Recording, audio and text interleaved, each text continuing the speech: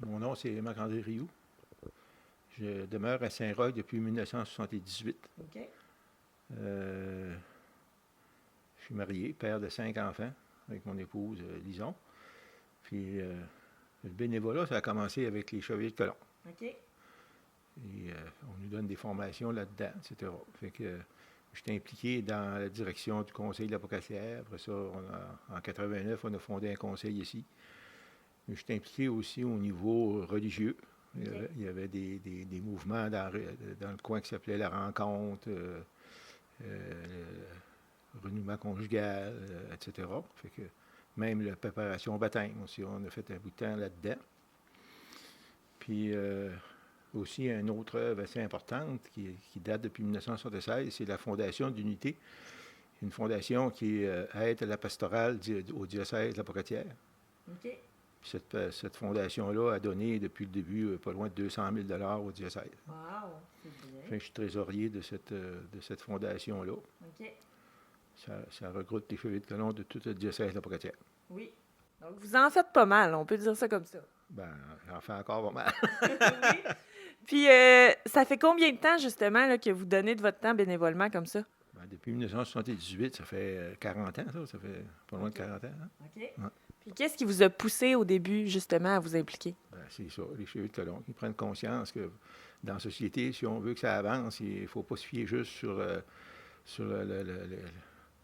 les taxes puis tout ça. Il faut qu'il y ait du bénévolat. Je sais bien, dernièrement, des amis sont mis à évaluer comment à Saint-Roch ça pouvait représenter d'argent, ce que le bénévolat qui se fait. Puis c'est pas loin de 100 000. Fait que si on avait à payer ça comme taxe là, pour les 900 résidents qu'il y a ici, ça serait déjà imposant. Hein?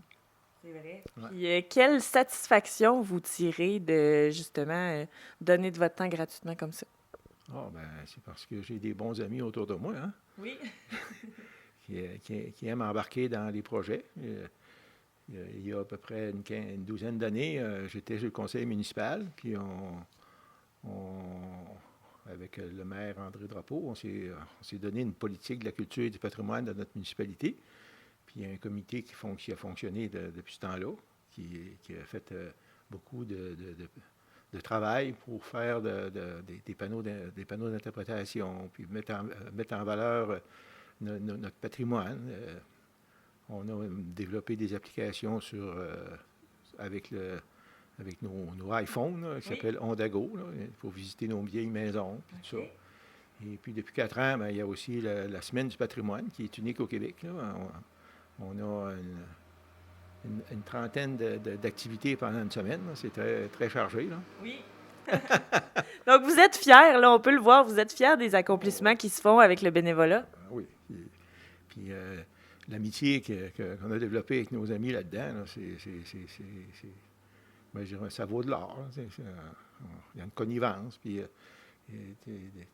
quand je les réunis, à un moment donné, qui donne une suggestion, puis là, ben, on embarque là-dedans. Puis ils en font dans ce temps-là plus que ce qui est demandé. Hein? Oui, que, c'est ça. Donc, c'est l'entraide, c'est ça? Ouais.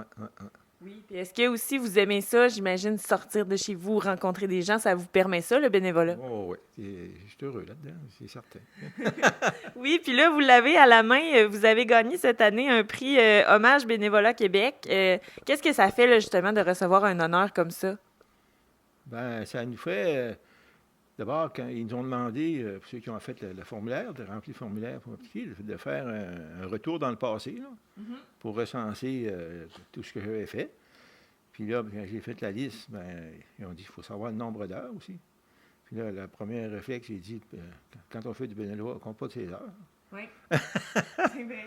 Fait que là, ben, j'ai ajouté des heures, là, puis ils ont rempli le formulaire. Puis à un moment donné, j'ai reçu une communication du ministère du Travail, puis de M. Boulet, là, tout ça, là, pour dire que j'avais remporté le prix du bénévolat pour la région Chaudière-Appalaches. Donc, c'est flatteur. Pour les plus vieux que 35 ans, parce qu'il y en a un qui est reconnu pour en bas de 35 ans, l'autre sont reconnus en haut de 35 ans. Moi, je suis un petit vieux. Fait que, oui, donc c'est toujours le fun de recevoir une reconnaissance comme ça. Puis là, on en parle justement des moins de 35 ans. Est-ce que vous pensez que c'est quelque chose qui manque des jeunes qui s'impliquent bénévolement? Ben, de ce que j'ai vu là-bas, c'est pas vrai. Non? Ben, j'ai vu un jeune qui était trisomique, là. Ça fait 12 ans qu'il travaille pour Horizon Soleil, puis pour ramasser de l'argent, puis il y a 1 million de ramassés. Fait qu'il y a des jeunes, ils en font du bénévolat, puis c'est surprenant l'énergie qu'ils mettent là-dedans. Oui, ça vous rend fier aussi de voir là, que ça va perpétuer dans le temps. C'est vrai. Oui. Bon. Puis qu'est-ce que vous diriez à quelqu'un, justement, pour le pousser peut-être à s'impliquer bénévolement, quelqu'un qui ne fait pas ça au quotidien? D'abord, il faut trouver quelque chose qui nous intéresse, parce qu'il faut avoir un peu une passion pour se lancer en bénévolat. Tu ne fais pas ça... d'abord, on ne fait pas ça pour la paye, hein? On fait ça parce qu'on aime les gens, on aime ce qu'on fait, puis c'est ça. C'est pas comment je dirais bien ça? Quand on est fier de ce qu'on fait, puis on sent qu'on a les capacités de le faire, bien, pourquoi pas le faire? Hein?